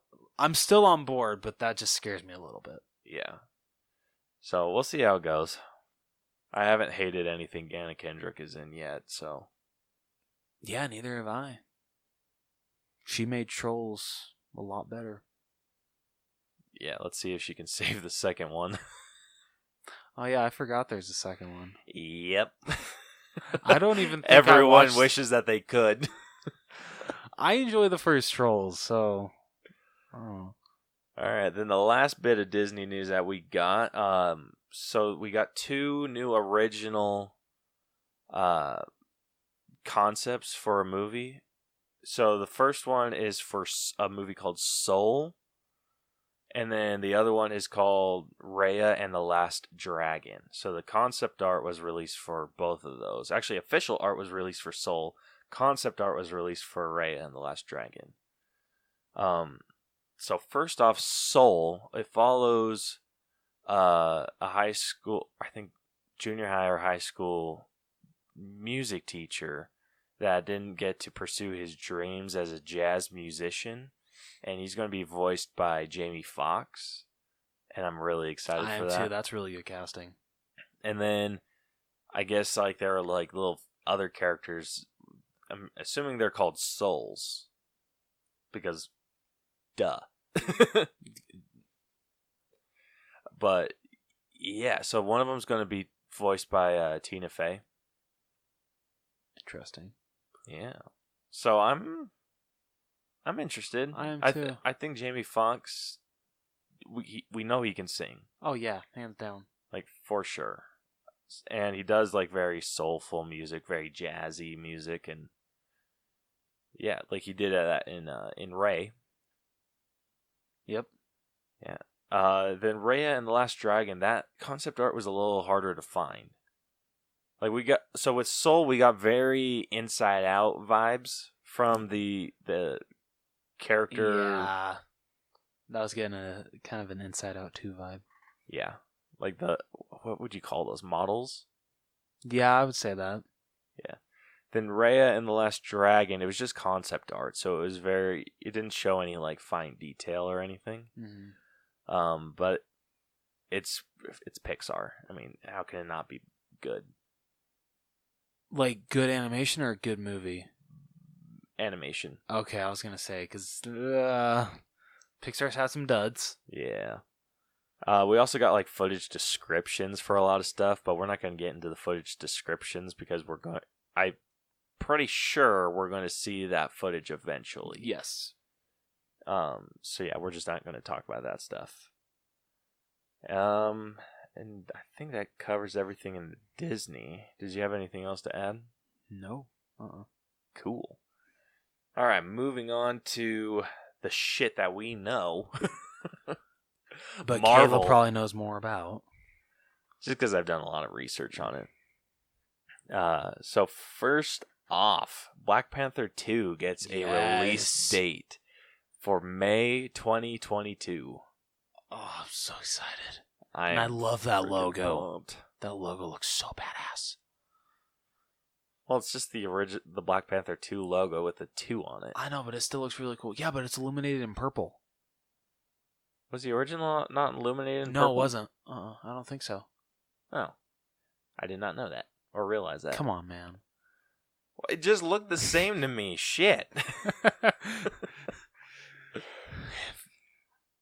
So yeah, I'm really excited about this. Me too. Love the first Black Panther. I love that the director's coming back. Ryan Coogler, isn't it? Yes. Yeah. Okay. So I'm really pumped for that. I am too. Really freaking excited. I'm kind of wondering who's going to be the villain in that. Yeah, that's If they even have a villain. That's a good point. Because they killed off 2 of his, like, bigger villains. Yeah. And I was going to say maybe M'Baku, but M'Baku's kind of his friend now. Yeah, don't turn M'Baku bad. Yeah, don't do that. But at the same time, it'd be kind of cool to see Winston Duke take on that kind of character. Right? Because the guy can do it. He totally could. Damn it, I kind of want to see that now. The next bit of news that we got, Kit Harington was cast in The Eternals, and he will be playing Dane Whitman, also known as the Black Knight. Badass name. Total badass name. Bit of typecasting there, I'm feeling. I'll give you that. Because he's just basically going from Game of Thrones to The Eternals. But I'm so happy that Marvel was able to grab him. Yes, I am too. So, I don't know too much about Dane Whitman, so I'm going to go to his Wikipedia page really quick and kind of get like a quick history of Dane. So he is the 3rd character to bear the Black Knight name. Oh. Apparently he's a supervillain for the Avengers. Plot twist. Yeah, so his alter ego is Dane Whitman. Alright, let's see. Yeah, so he was born in Massachusetts, best known as the modern-day Black Knight. Okay, so he took the Black Knight title from his uncle. And, yeah, so he took Black Knight, or the Black Knight title, went on his first, like, outing, and he was mistaken for his uncle, and was attacked by the Avengers. Oh, shit. They eventually realized their mistake. He later infiltrated the Masters of Evil, proving his worth to the Avengers, which offered him provisional membership. He seems like kind of a not Eternal-like character. Okay, he helped defeat Kang the Conqueror, which is pretty badass. That is. He helped the Avengers beat Kang, even though he wasn't like a full member. He doesn't really have a lot of history that I'm seeing off the top. So he gets to like this ebony blade. Oh, okay. So he has this ebony blade that was used to put out the Promethean flame by Ares and turn most of the Olympians to crystal. And then he went to Olympus and helped defeat Ares. So he ends up like taking the ebony blade, but he learned that it was cursed, and every time it drew blood, it drove its user closer to madness. Damn. Mm-hmm. And not a whole lot. Ooh, Cersei with the Eternals. Okay. He became romantically involved with one of his teammates, Cersei of the Eternals. The relationship soon came under strain as Cersei proved increasingly unstable due to the machinations of a man called Proctor. In an attempt to stabilize her, fellow Eternal Icarus mentally bonded Cersei and Whitman with a process called Ganjosin, and this did little to slow the process, not least to do with Whitman's resentment as having the bond imposed upon him, especially as he was beginning blah, blah, blah, blah, blah. I'm going to have to do more research on him because his story's kind of like, I can't, some of these I can like skim through and figure out what happened, but yeah, seriously, so obviously what we were able to gather, he's not the first Black Knight. He gets romantically involved with Cersei. from the Eternals. He has this ebony blade that when he draws blood with it, drives him to madness. And yeah. So he sounds like an interesting character. He does. I mean, as much as I can gather. Like, he just kind of got bushwhacked by the Avengers a lot. On accident. Yeah. But I feel Kit Harington, great casting. I completely agree. All right, moving on to She-Hulk, Moon Knight, and Miss Marvel announced for Disney Plus shows. Oh my gosh, I'm so freaking pumped. The best part about this announcement was when I sent the picture to Caleb, and he's like, "Bros, you better not be bullshitting me right now." Would you say, like, you'll punch you in the throat or something like that? Yeah, I posted that on Instagram just in case anyone was doubting that we actually talk like we do Yeah. to each other. No, we do. Yeah, this is 100% real. Yeah. Like, the only difference between this and a normal conversation is the mic. Yeah. So She-Hulk, Moon Knight, and Ms. Marvel. So so none of these shows have been cast yet. They really have no info about them other than just being said that they're making them. Yeah. I'm really interested to see how they do She-Hulk. Really interested to see how they do She-Hulk. I'm kind of hoping that they do like what they did with Mark Ruffalo for the Hulk motion capture. That's what I want. Yeah, I would have issues with that because She-Hulk is not as big as the Hulk. That's a good point. She's just slightly larger. Yeah. Like, I think... Wait, slightly larger?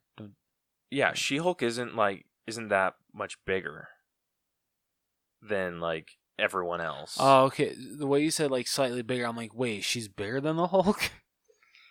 Yeah, The way you're saying that, I'm like, what? So her profile, as Jennifer Walters, she is about 5'1". As She-Hulk, she is 6'7". So she's not nearly as tall as the Hulk. Okay. Like, I'm so yeah, trying to like, get a honestly, glimpse she'd of probably... So she'd be, like, 5 inches taller than me. Okay. Which is, like, a big growth. I mean, if you're considering she's 5'1". Yeah. It's quite a growth spurt. Yeah. So... Yeah, so they could honestly just make her a little bigger. Like, just CGI her to be a tad bigger. So you kind of want prosthetics mostly? They could easily do prosthetics, yeah. Like, I'm trying to think what else they could do.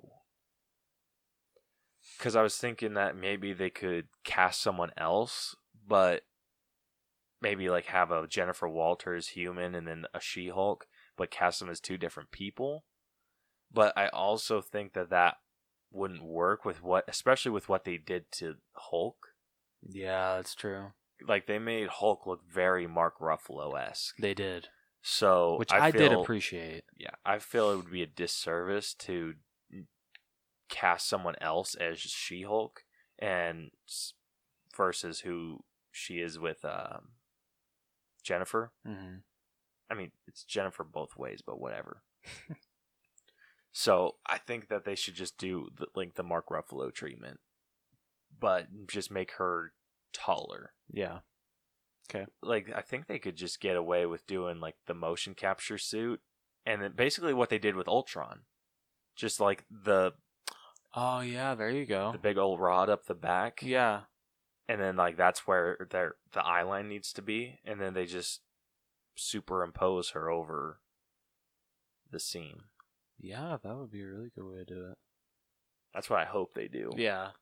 Because I don't know if, like, a completely CGI She-Hulk would work.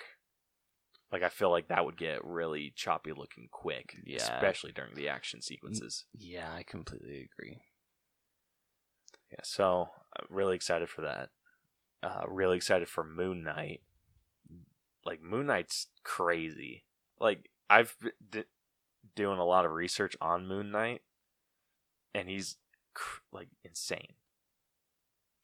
Definitely has like a normal storyline, just someone that turned mercenary, Yeah. left for dead, but he gets like offered up to this Egyptian god that possesses him and takes over his body and makes him become like Moon Knight, but also kind of drives him crazy, where it's kind of like a multiple personality disorder. Like I think there was a variation where he doesn't have any powers. He has multiple personality disorder, and the voice in his head, or the god that's possessed him, Yeah. is one of his other personalities.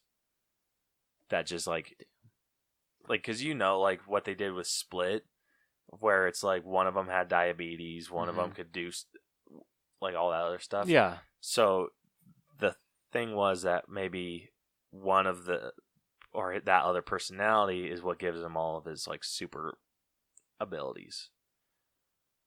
But I love why he wears white instead of black, because he mostly fights at night. So he's like Batman if Batman had multiple personality disorder, wore white, and that's it.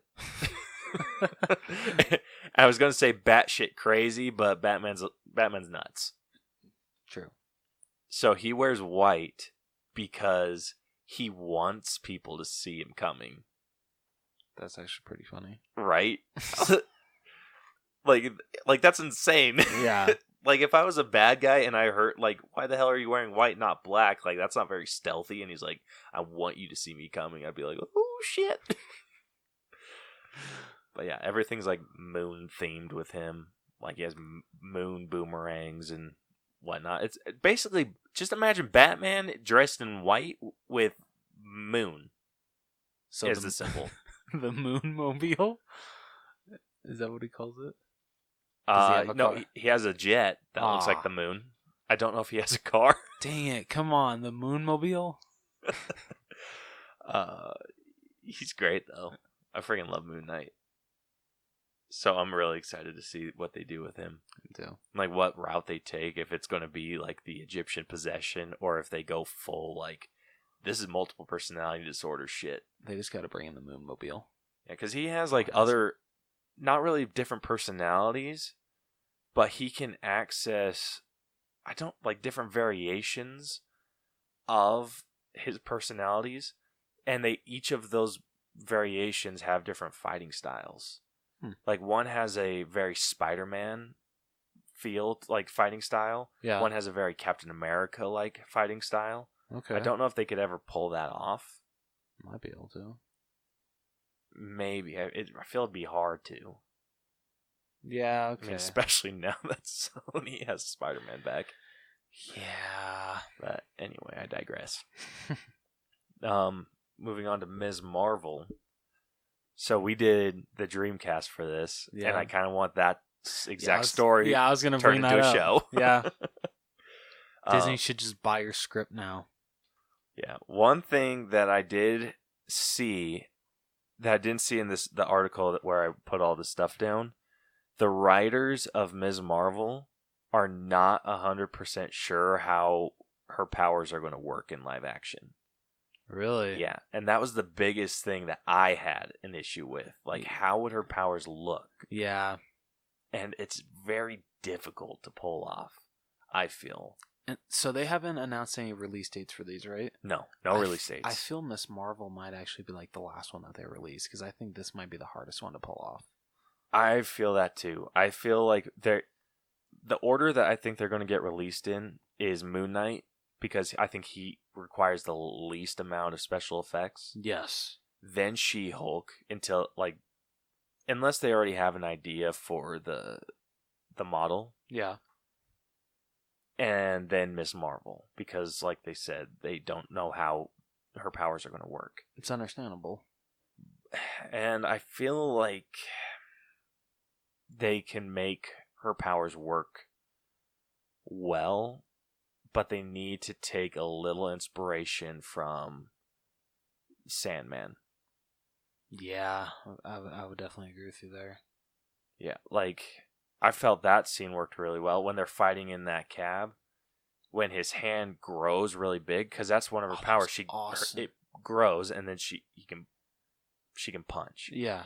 But that's like how a lot of her powers work. She grows, and like think she can stretch out. Yeah. The stretching, I don't think they'll have an issue with. No. And I think if done they it with make it Mr. seem Fantastic. like, I think if they make it seem less like Mr. Fantastic, where it's like an infinite amount of stretch, Yeah. and where it's more like you can see like the limits, like the more she stretches out, like the thinner her arm gets. That would be so cool to see that. Yeah, right? Oh, that would be awesome. Like, and then like with like you can definitely like have that variation with Mr. Fantastic when they eventually introduce him, where his is like an infinite stretch, where his like maybe his shoulder stays the same, like the same size, and then when with hers, like it's like Stretch Armstrong, and then when she like grows her limbs or whatever, Yeah. those just kind of just grow. Like they don't take anything. It's just whenever she stretches. That'd be so cool. Yeah. Oh, that'd be way cool. That'd be awesome. Like I think that just the fine details with that. Yeah. So that's how I would see her powers working. I hope that's what they do. I do too. Because I feel like if they did like exactly how her powers work in the comics, that would look really funky. Yeah. All right. Next up, we got the Game of Thrones director Matt Shakman to direct WandaVision. And excellent choice. This show's going to be weird. It is, especially judging by that poster. It's going to be trippy. Yeah. All right, so some of the news that we got: Teyonah Parris, who's from Mad Men and If Beale Street Could Talk, is to play the older Monica Rambeau. Kat Dennings is returning to play Darcy. Yes. Randall Park is returning to play Jimmy Woo. And Catherine Hahn, who's from Bad Moms, Step Brothers, and the voice of Doc Ock in Into the Spider-Verse, is cast as the nosy neighbor. Catchy name. I don't know how any of these people fit into a WandaVision show. So this is going to be weird. Yeah, it is. But guess we'll find out. So it's reported this is supposed to be half an MCU epic and half sitcom. Interesting. Yeah. So, and it's set to release in spring of 2021. So are we going to get an I Love Lucy vibe from it? That's what I'm feeling, dude. Yeah. So we got the poster released, and there was like some footage that was released too that they kind of went over. Yeah. But like we said, we're not going over that stuff. So we're just going off of what we can see. So the poster shows like a very housewifed up Scarlet Witch. Or yeah, Wanda. Wanda. And basically Paul Bettany. Yeah. That's basically what it is. Sitting on a couch in front of a TV that's... and wherever the TV is, there's color. Yeah. Like wherever that's shining, but the background's all black and white.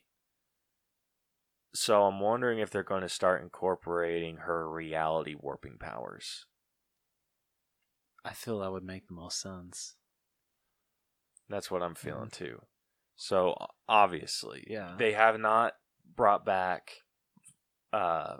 Vision yet. Mm-hmm. So I could see that, like, I guess in the comics there's a House of M series where Scarlet Witch kind of loses her mind and creates this world where basically all the mutants are dead. So it like ends up killing all these mutants. Damn. And she brings back some people in her life that had died, like her kids. Like I guess her kids died, and then she brings them back in this reality. And it's just like everything's run by like how crazy her mind is. So I'm feeling Wow. that's what's happening with Yeah. that. And then, like, did you notice the shadow? Yeah. Who is that? That's Scarlet Witch. Oh, that is? Yeah. Oh, shit. I didn't... And Vision. So, Oh. like, yeah, you get the housewife Wanda and I don't even know what to call him. Paul Bettany sitting on this couch, and then if you look on the background where the where the TV's kind of shining on the wall, you get like the outline of Vision, but he doesn't have any hair, and you can see like the hole in his head, where like I'm guessing like the Infinity Stone. Yeah. And then next to him is Wanda, but it looks like she has the headdress on from the comics. Ooh.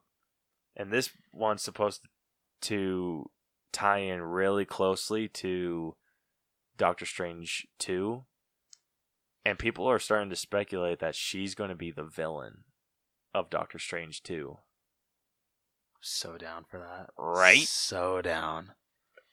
I would be too, just because I think Elizabeth Olsen could pull it off. Oh, absolutely. Like, it's interesting to see the contrast between two different people, where Wanda had her twin, Yes. Quicksilver, that she lost the Quicksilver. Yeah. Poor Pietro. Then she loses Vision after like forming a relationship with him. That could be her dive into madness. Yeah, she's literally lost everyone that she loves. Yeah, she was ready to freaking like destroy Thanos. Yeah. If you wouldn't have called Hail Fire, would have been screwed. Or Rain Fire, sorry. Yeah, he would have freaking like, it would have been graphic. Yeah. Oh. Very. So Purple blood everywhere. this is like the show that I'm most intrigued by Out of all the shows. out of all the shows. So all Marvel shows or all so just Marvel shows or all shows? Probably all Marvel shows. Okay. This is So my like I'm excited for She-Hulk, Moon Knight, and Ms. Marvel. Yeah. So like I'm pumped. I think the one that I'm most excited for, just like fanboying over, is Ms. Marvel. Okay. The one so WandaVision is the one I'm most intrigued by. Okay, now that you've said it like that, I would have to agree. Like fanboying, it would be Hawkeye, but more so like intrigued. Yeah, I'd have to go for WandaVision. Yeah, like I can kind of maybe guess what's going to happen in She-Hulk, Moon Knight, Ms. Marvel, Falcon and the Winter Soldier, which we're going to be talking about next. I can guess what's going to happen with those. Yeah. I have like not exactly, but I have an idea. I have no idea what's going to happen in WandaVision. No, I don't either. And I think that's good. I think Disney and Marvel are gonna like try to keep it under wraps as best they can. Yeah. And when they said like half MCU epic, I was just like, well, duh. And then when they said half sitcom, I was just like, wait. What? Yeah. Yeah, like I think Moon Knight is going to be like action. Ms. Marvel is going to be like a teen drama. Yeah. She-Hulk, I'm betting she's going to be like, I'm guessing CSI or Law and Order with a little extra action behind it. Because it's Hulk's cousin. I mean, duh. True. Very true. Yeah, so that one, I don't know anything about it, and I love it. Like, that's probably what I'm most excited for in Phase 4. This show and Doctor Strange 2. Those are definitely my top three. Those two and Hawkeye, of course. So yeah, like I said, this releases in spring of 2021. So far away. Mm-hmm. All right, moving on to Falcon and the Winter Soldier. So we got a lot of news about this stuff. So Emily Van Camp will be returning as Sharon Carter, did we already know this? I think so. I think it was announced a couple weeks ago. Okay, I'm not 100% certain we already knew this or announced it. We might have. I know we. I don't. Yeah, I can't remember. Daniel Bruhl. Daniel Bruhl. Bruhl? Yeah. We knew he was going to come back. Yes. I don't know if we knew about Sharon though. We might not have. So yeah, she's returning to reprise her role as Sharon Carter. I hope they don't try to do a love interest. I hope shit. not either. Please no. So this is going to be directed by Carrie Scogland, who is known for directing The Handmaid's Tale, which I haven't seen, but I heard it's amazing. Yeah, I've heard the same thing as well. House of Cards. Never seen. Yeah, and The Walking Dead. Never seen either. I haven't either, but I do know it's good. I'm just not into zombies. I'm not either. So yeah, I'm excited for that because like that track record is just A+. The other news we got, Wyatt Russell, who was, what was he, a hockey player? In what? In 22 Jump Street? Oh no, he was a football player. A football player? I think he was a hockey player in real life. Oh, it was? Oh. I think so. Cool. If Google may have lied to me. So that's the only thing that we knew him from. Yeah, that's all I know. 22 Jump Street. He was a football player, and he is set to be playing John Walker, also known as the U.S. Agent in the comics. And we did a little reading on him before. This is like mirror Captain America. Yeah. But I don't know. I feel like mirror Captain America is like communist. So maybe he's kind of like a different kind of Captain America. So he's like this dude that went and got like some powers from this guy. Just gave him enhanced, basically what Captain America has. Yeah. And he kind of hated Captain America in a way. He thinks Captain America is like an outdated national symbol because of all the shit that happened. I'm guessing from Civil War, because Captain America is a very, very much a fight for the people kind of person and fighting for their freedoms and everything. U.S. Agent, on the other hand, he does whatever the government tells him to do. He fights for freedom, but he fights for the government. So anything that the government tells him to do, he does. And from what we read, so Steve Rogers was giving up the suit as Captain America, going to become the Nomad. So the government was kind of like, hey, we need someone to fill in as Captain America. And they were considering either having Nick Fury, which Nick Fury at the time was the old white dude with the patch. Yeah.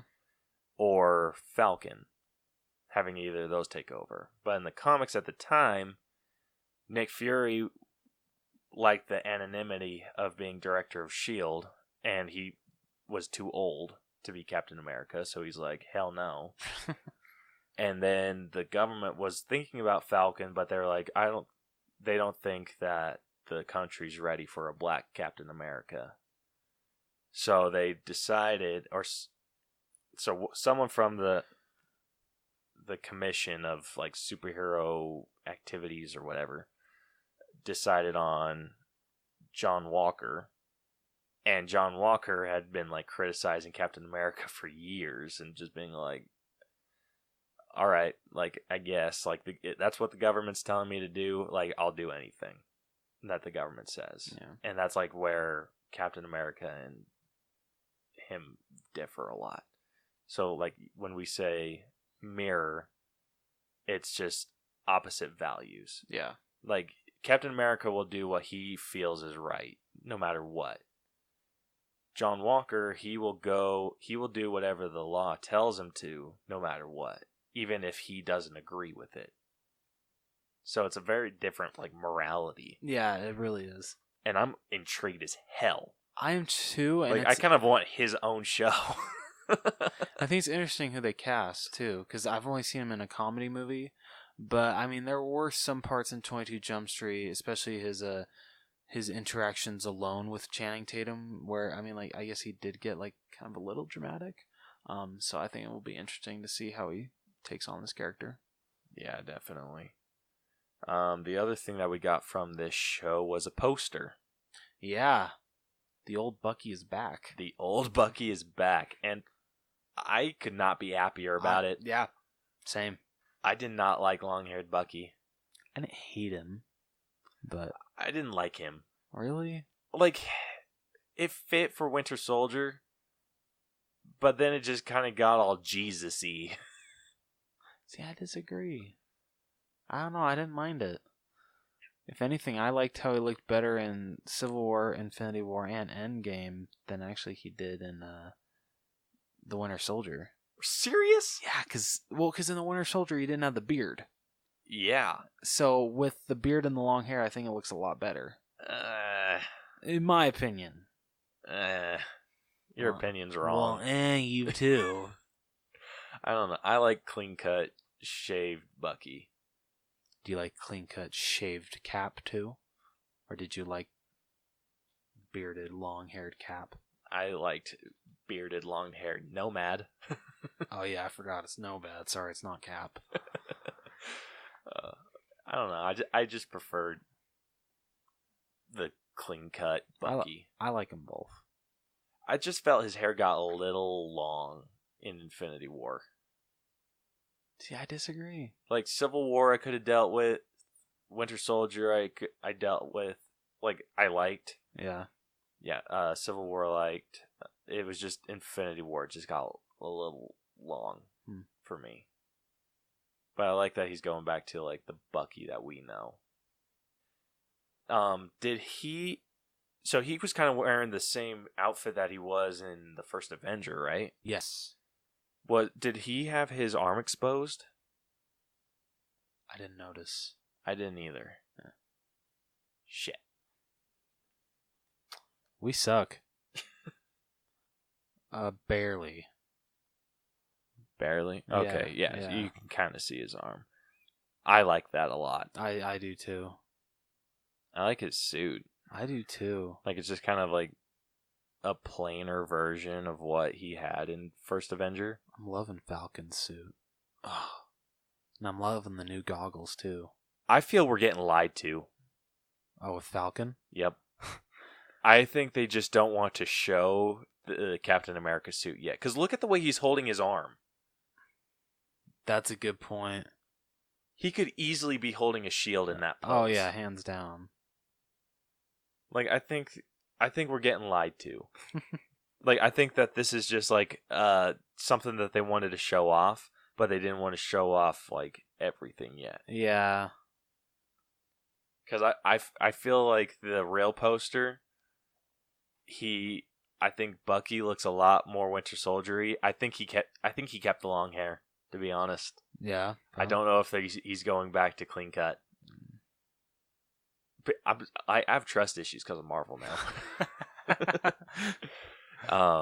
And I think Falcon's really in the Captain America outfit because it looks like he's holding a shield. It really does, yeah. Yeah. So this is set to release in fall of 2020. Anything else? No, I'm stoked for this show. Hell yeah. All right, moving on to What If. So the artwork was released for, like the art style. Yeah. Was kind of released, and they showed what Captain Carter was going to look like in What If. And this is like if if Peggy Carter got the super soldier serum. And I love the art. I do too. The art is badass. It is. I love it. I love like Captain Carter and then like the shield, and it has like the what's that called? Something Jack. Like the British flag. Dude, you're asking the wrong guy. Union Oh, Jack. Yeah. That's what it is. Yeah. So like the Union Jack, I love her suit. Like it looks super cool. It really does. And then we got a little bit So this is, I wasn't going to talk about this because this was shown in some footage, but I feel it is important to talk about in the show. So this is if Peggy got the super soldier serum, not Steve. Mm-hmm.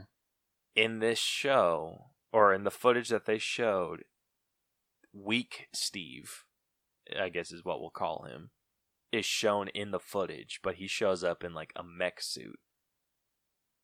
Interesting. So I'm thinking like maybe he's like the first Iron Man, because he's still like friends with Howard. Yeah, that's true. So I feel like this show's gonna be like really interesting, because like think about all that shit. If they're testing the super soldier serum, they wanted just to see if it worked. Yeah. They tested on Peggy, and she becomes like a full-fledged superhero. But she's also dealing with being a woman in the 40s. Yeah. No one's going to back her up like freaking Steve is. Very true. Very true. And no one's going to be on her side more than Stark. Yeah. So I feel like we're going to get like the Howling Commandos and all of them backing up Peggy. And I think people are going to have issues with Peggy, though. Probably. But I'm freaking pumped. So am I. I'm so excited for that show. Like, I love just the What If series. It's such an interesting idea. It really is. Yeah. It's so great. So this is set to release in summer of 2021. Everything comes out so late. I know, right? Like, is anything coming out in 2020? I don't think so. Other than Black Widow, which we'll get to here in a second. Yeah, 2022. Those are probably going to be... Those 3 shows are going to be a while. Yeah, I think just the Eternals and Black Widow. Well, shit. Oh, no, Falcon and Winter Soldier, fall of 2020. Oh, yeah. Okay, we can get by. Yeah, we'll be okay. All right, moving on. Kate Herron, who directed Sex Education on Netflix. Which Caleb has seen, but Rose has not. It's a fairly good show. I'll have to check it out. She is directing the Loki series. And we didn't get any real new info on that, so... This is like her first big title. Yeah, so... Hopefully she does good. Yeah. If Wish it's her anything luck. like Sex Education, I have high hopes.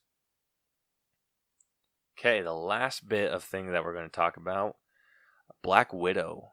We got an official poster and a picture of her new suit. Yeah. Of a new suit. Yeah. So first off, let's just talk about the suit. It's white.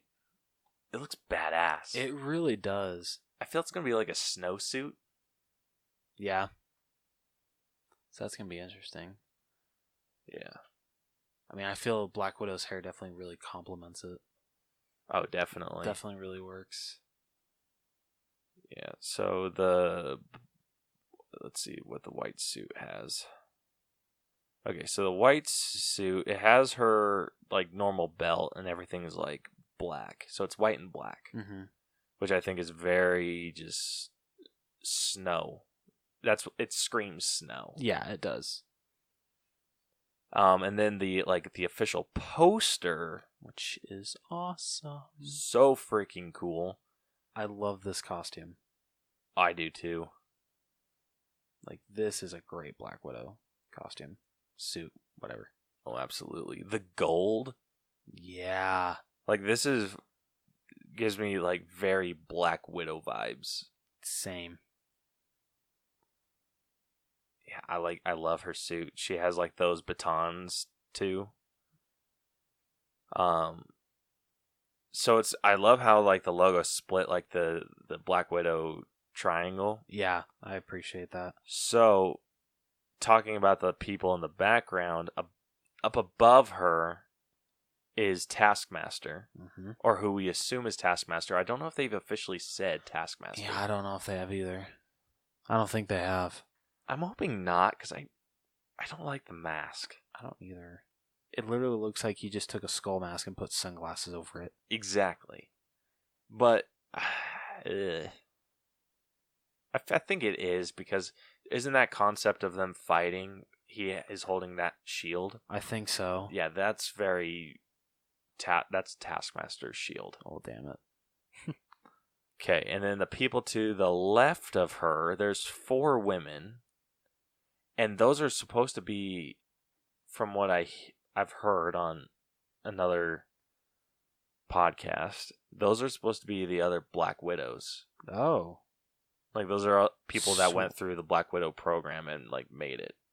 Cool. Yeah, and then over to the right, we get our first look at David Harbour in his Red Guardian outfit. I have to admit, it looks pretty cool. It is badass. So this is like communist Captain America. Damn. The Red Guardian like has the same fighting style. Like everyone seems to like. I can definitely see Captain America being like a big hit. Like Taskmaster has that kind of shield. Red Guardian has that kind of shield. If they go comic accurate, U.S. Agent is going to have that kind of shield. Like I feel everyone's going to be like fighting for that Captain America spot. Yeah. But Red Guardian has a major love-hate relationship with Captain America.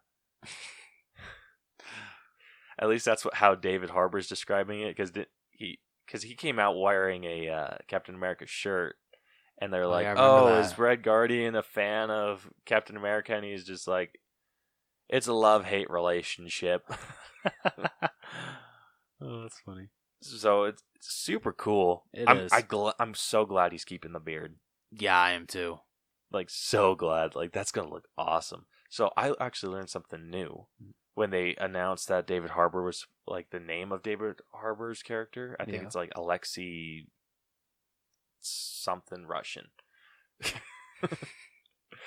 But in the comics, I guess he is supposed to be, like, I know his last name starts with an S, but he's supposed to be Black Widow's husband.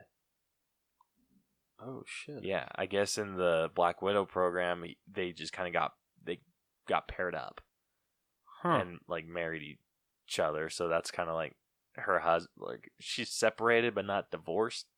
Okay. Situation, or like joined together in Russia or whatever. Yeah. Like nothing like official on paper, I'm guessing. Okay. Like I'd have to do more research on it to find out if like that's actually true, but how trippy would that dynamic be? That'd be extremely trippy. I would actually really like that.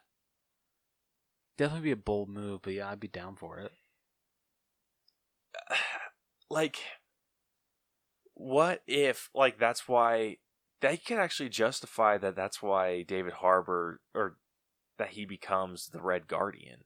Like the That's communist true. Captain America, because maybe he's seeing her doing all this stuff with Captain America and being like trying to win her over and being like, oh, this is what she likes. Like she likes this guy, so maybe I can be that. Yeah.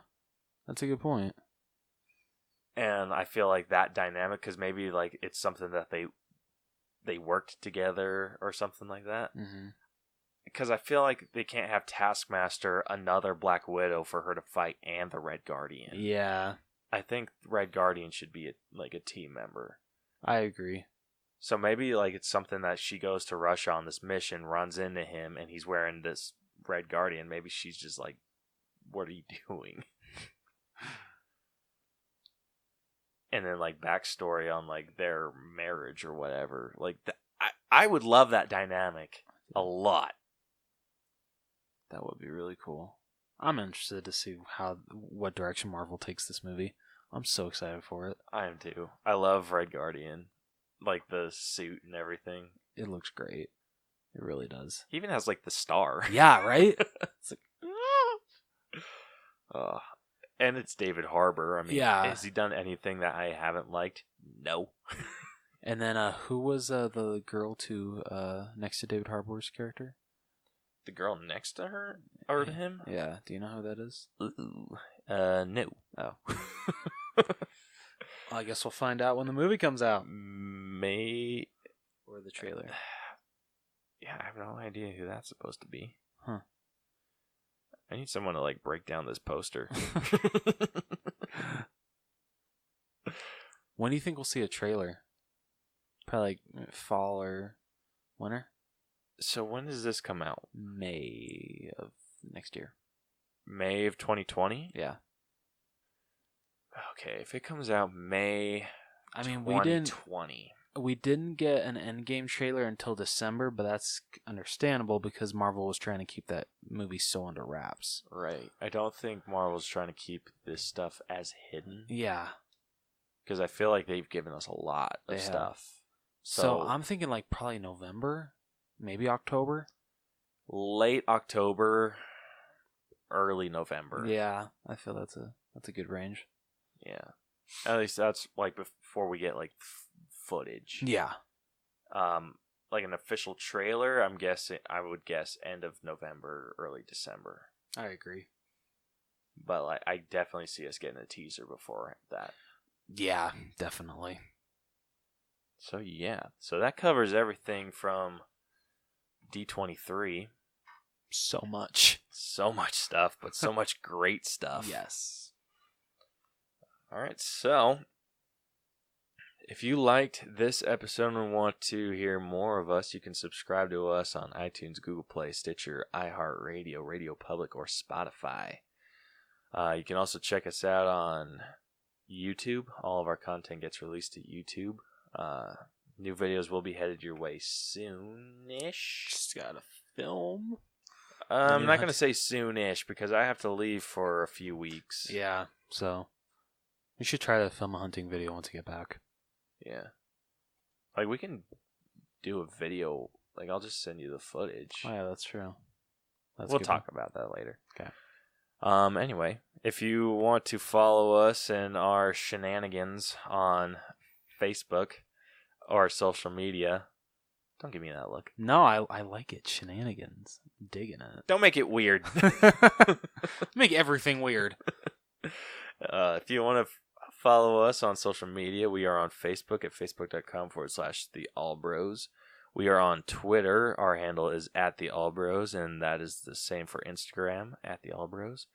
Our email is theallbroschannel@gmail.com, or you can go on our website, which is tinyurl.com/theallbros. I haven't updated that in a while. I need to. The hell, man.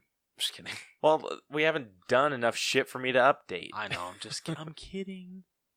So if you have a movie you want us to break down, a showdown idea, or give us a topic to do a Dreamcast on, yeah, email us or message us on social media. We'll do anything. Yeah. We really Dreamcast might take a little longer to do, but showdowns and breakdowns we can do immediately. And we would love to hear from you guys. We really would. And if you want to be a guest, just let us know. Yeah. Like, More if than you're happy someone to that help knows you. a shit ton about Star Wars, Have you? Yeah. Yeah. Put us in our place. Yeah, come rip us a new asshole. Like, we don't give a shit. Yeah. Like, if you want to get, like even with, like, reviews, if you want to give us, like, a bad one, the rage fuels us. Oh, shit. Just know that I might be crying in the corner after we finish recording. Yeah, we'll be fine, though. Will we, though? All right, so next week, I think we're going to try and do a breakdown of either Good Boys or Ready or Not. Yeah. One of the two. When we actually decide on what to do, we'll post about it on our Instagram. So, with that, we will catch you guys next week. I'm Caleb. And I'm Jonathan. And this has been the All Bros Podcast. Deuces. Bye. I didn't do Herbert. Can you believe it? Nope. He's coming back now that you said that. Gosh damn it.